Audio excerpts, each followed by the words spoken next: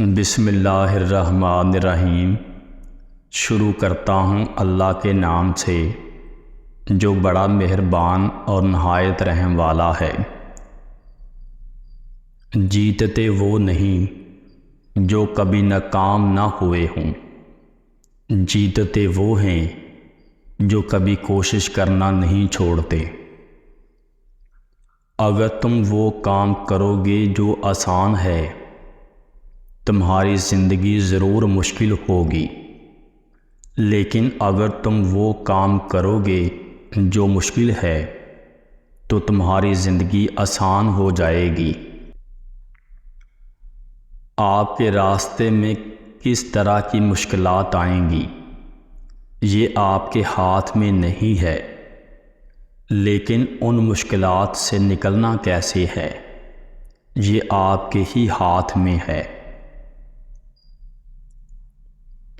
کامیابی کا سفر آپ کی سوچوں سے شروع ہوتا ہے اور بعد میں آپ کی ساری دنیا بدل دیتا ہے۔ اکثر حالات میں ناکامیابی کی وجہ یہ ہوتی ہے کہ آدمی فوراً کامیابی حاصل کرنا چاہتا ہے۔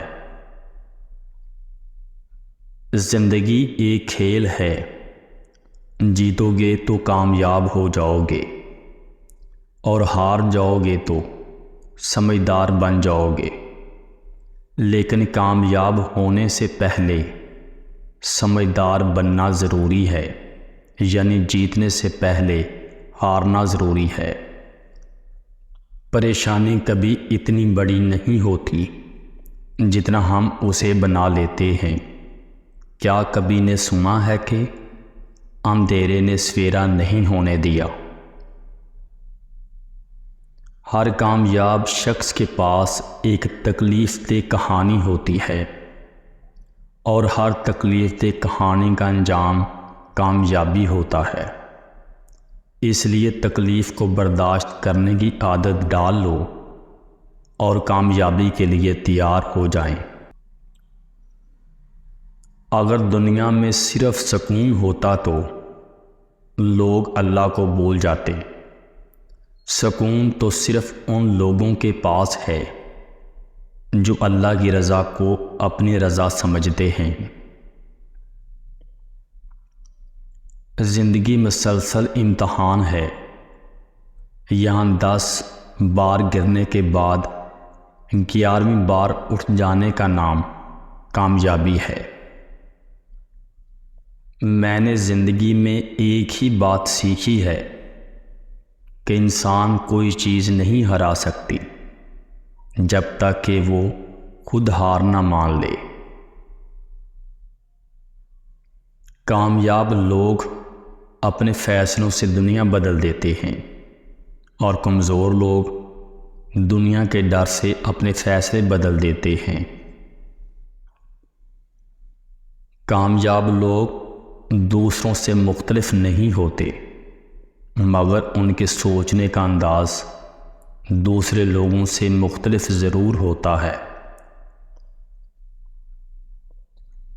2 چیزیں اپنے اندر پیدا کر لو، چپ رہنا اور معاف کرنا، کیونکہ چپ رہنے سے بڑا کوئی جواب نہیں، اور معاف کر دینے سے بڑا کوئی انتقام نہیں۔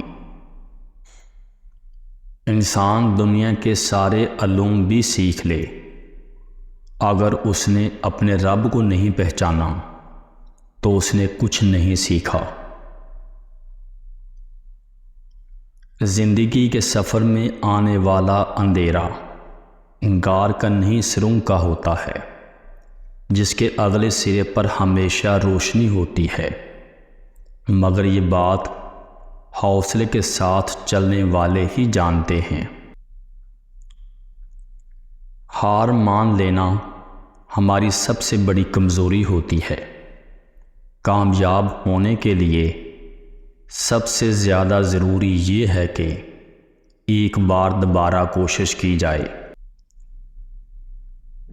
کسی چیز میں خود کو بہتر بنانے کے لیے صرف ایک ہی کام کرو، اور وہ کام ہے صرف پریکٹس کرنا.